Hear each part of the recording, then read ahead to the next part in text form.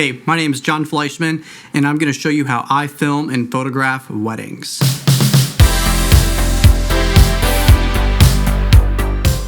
Honestly, I'm really just making this video for my clients. I just want to be transparent with all of you on how I work weddings, so that way you know exactly how my process works. But if you're just a casual subscriber, welcome back. Or if you just so happen to stumble upon this video because you're wanting to know how to become a better wedding photographer, then you are in the right place, my friend. Now, here's the deal when it comes to wedding photography. The job doesn't start when I just show up to the wedding. As a wedding photographer, my job starts the second the client hires me. After the consultation and after the contract is signed, I prefer to learn who the client is before taking their photos, which is where my questionnaire comes in handy. That questionnaire is available for free in the pinned comment below, so make sure you check that out so that way you can establish a better relationship with your wedding clients. So, learning about my clients is going to help me establish a better relationship with them, so I'm not just some stranger taking photos on their wedding day. It's going to help us feel a lot more comfortable together. Think about it like this. If there's not a relationship established between me and the wedding couple, I'm essentially just going to be that creepy guy with the camera at the wedding. And at that rate, you might as well hire Uncle Bob with a camera from Walmart, because he could probably do a better job because he's actually going to know who you are. Well, hopefully. Anyways, having my clients fill out this questionnaire is going to be super helpful for me, because while I'm snapping the photos, I'll use some of the info that they wrote to maybe crack a joke or relate with them somehow in order to get them to smile a little bit more on camera. Because let's be real with each other, a natural smile is always better than forcing one. This is why I also recommend doing engagement photos with my couples before the wedding day, so that way both of us can have an understanding of how we work together. It'll make the actual wedding day a lot more comfortable, I promise. Okay, so let's dive into the planning process. I always let my couples do their thing when it comes to their timelines, but I'll be there for any sort of suggestions or help if they request it. I do like to, however, go over the timeline with them about 2 weeks to about a month before the wedding day. This way, everyone will be on the same page and there's no confusion going into it. Okay, let's get into the day of the wedding. I like to show up a bit early to scope the location out, review the timeline, and make my rounds with the bride and groom just to kind of touch base and say hi, let them know I'm here. And once I touch base with everybody, I'll probably fly my drone up and get some tasty shots of the wedding venue like this. We want to be able to remember where the wedding took place. This is why I fly it around the location just to make sure that the entire location is captured.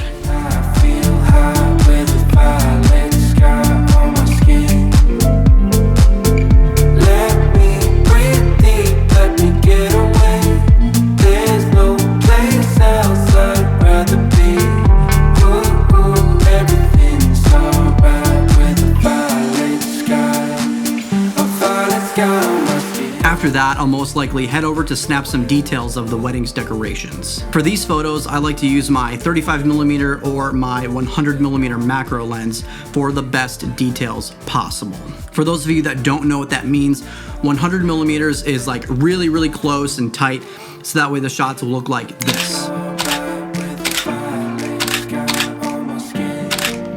So we'll get details of the rings, the invitations, the location, the flowers, the shoes, the table decorations, just everything that went into the planning process. Everything that looks good will be captured. Then by the time all that's done, in most case scenarios, that's when the bride and groom are almost finished getting ready, which is where I'll go in, snap a few preparation shots, and kind of follow the course of the timeline from there. Some key moments I never miss in this time frame are when the mom helps the bride get her dress on, the best man helping the groom get the jacket on, some dress details, suit details, just the little things that pull the whole wedding party together. Okay, so when I film weddings, what I'll do is after I capture all of the decorations and the location is all filmed, what I'll do is I'll take one of these microphones, stick it to the groom or the officiant, or maybe I'll just use a shotgun mic on top of the camera. And what I'll do is I'll have the bride and groom separately read their vows, or maybe I'll have them say something that they want to share with their future husband or wife. And now what this does, it's going to be an overlay that I put into the wedding film, so that way when they look back on it, it gives the sense of passion between these two people coming together. And anybody who's watching it will be able to feel that through the words of the bride and groom themselves. I'll find a nice little spot for each person to say these things to each other in an environment where the audio can be captured as best as possible.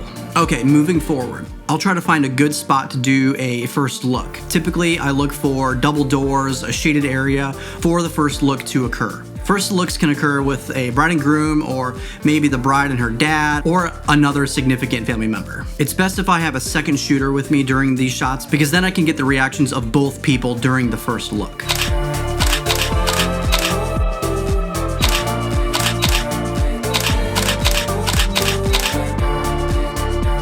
Next, I'll try to get each side of the wedding party photographed before the ceremony begins. This is to cut down on time for the portraits after the ceremony. So what I'll do is I'll take all the groomsmen out to the spot I picked out, do a few poses with them, and then if we have time, I'll knock out a few solo shots. Basically what that means is snapping a photo with the bride or groom with each individual wedding party member. And usually we'll go one serious one and then a fun one. I try to incorporate this every time because I believe that each person in the wedding party is special in their own way. And the bride and groom should have a moment highlighted with each person that they chose, because every person that they put into the wedding party took a lot of time and effort, and I want to make sure that they have a memory with each individual person. After the prep and detail shots are over, I'll head over to where the ceremony is being held. I'll snap a few test photos to make sure my settings are balanced with the lighting, and then once I get all that dialed in, I'm good to go. Now when the ceremony starts, I'll get a photo of each person walking down the aisle, and as soon as the bride enters the room, everyone's jaws drop, everyone turns and looks, and from that moment is when I'll make sure to get the groom's reaction. All it is matters, let it in.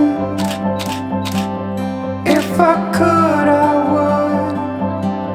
would be right here with you. And when he's crying like a little baby, I'll get out of the way, get some photos of the bride walking up the aisle with the whole ceremony in frame. In this world of ticking clocks, I hope I'm getting through.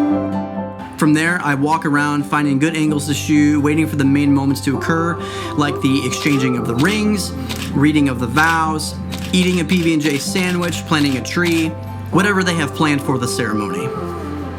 Then, of course, I get ready to snap the photo, the first kiss. Hopefully, there's no Michael Scott at the wedding. Ladies and gentlemen, may I present to you, for the first time as a couple, Mr. and Mrs. Bob Vance! Sorry, just had to throw that in there. I don't like to be in the way during the ceremony, so typically I'll hang back towards the back of the crowd with my zoom lens. But before the first kiss, I'll plop down right in the middle of the aisle to make sure that I get the best angle possible. It's the one shot of the day that matters the most, so I gotta make sure that it's perfect.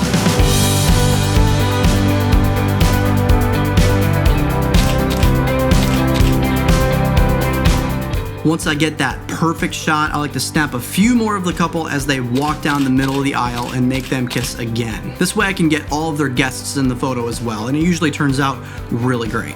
Then we'll move into the main portrait session. But before we can take some fun portraits of the wedding party, we have to get through family photos. Now, you and I both know that Uncle Joe likes to wander off, Aunt Karen gets way too involved, so in order to control the chaos of family portraits, I like to tell my couples to have a shorter list and somebody who can make sure that, you know, Uncle Joe is in the right spot and Aunt Karen is kind of chilling in the corner. Everyone's waiting for the pictures together. Having a shorter family list for portraits and a wrangler means less time attempting to herd people together and more time capturing different poses and looks for your wedding album. If there's a ton of family that need to be in pictures and that's a huge priority to the bride and groom, then let's do it. I'm not going to complain. They're easy to capture and edit, but the more family photos there are to take, the more it cuts into the creative time I have with the wedding couples. And for the wedding photographers out there that are learning how to do this in the best way possible, shoot at an aperture f4.0. I promise you, everyone's gonna be in focus and it's gonna look great. All that being said, I always prefer a shorter family list, just so that way everybody can make sure that they get their photos in and you get your money's worth for the portraits taken. Now, the best way to get family photos taken is to have all of them taken within one spot. I'll find a nice shaded area, which is typically the best option for family pictures. This way I can photograph everyone with nice even light, nobody's squinting, and I can see everybody perfectly. And we'll have each side of the family go one at a time so it's less time switching between the two. All right, now we move on to the creative portraits.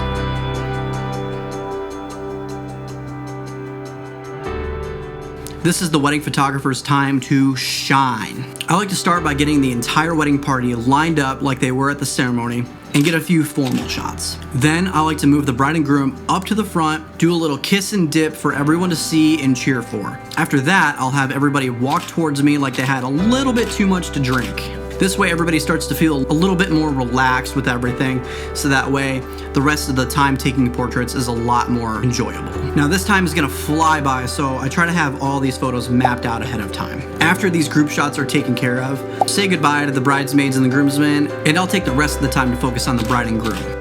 I like to get a few different locations and poses based on what I learn about the couple in the planning process. Sometimes it's fun to mock some photos similar to what I did in the engagement session, and sometimes we'll do something entirely new. This is all based on the location, the time frame, the time of the day, how much time we have left in the session, and so many other factors. But this is really just the time for me to get creative with photography, have fun with it, and show the wedding couple what I can do.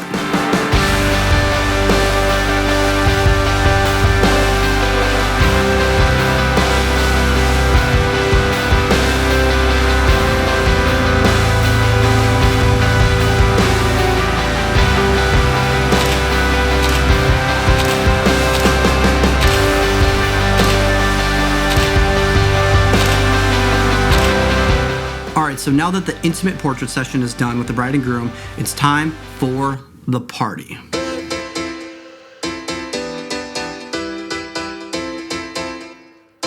Typically from here, the day goes by pretty smooth, but one thing that has to be done is I gotta rush over to the reception hall before the wedding party shows up and set up my strobe lights. This is how I'll guarantee good lighting inside the building, especially if it's darker on the inside. Once my lighting is set up, we start with the grand entrance where everyone from the wedding party walks into the reception hall. Then it's essentially just following the flow of the timeline set by the bride and groom. Either they dive right into the first dances, the speeches, or they start dinner. Now, I don't like to be that guy and stand in the middle of everyone's way to capture any of these photos, which is why I like to have my zoom lens attached at all times. But I'll do whatever I gotta do in order to get the best photos possible. So if that means I need to step in front of Uncle Scott while he's trying to take an iPhone video, then that's what I gotta do. Sorry.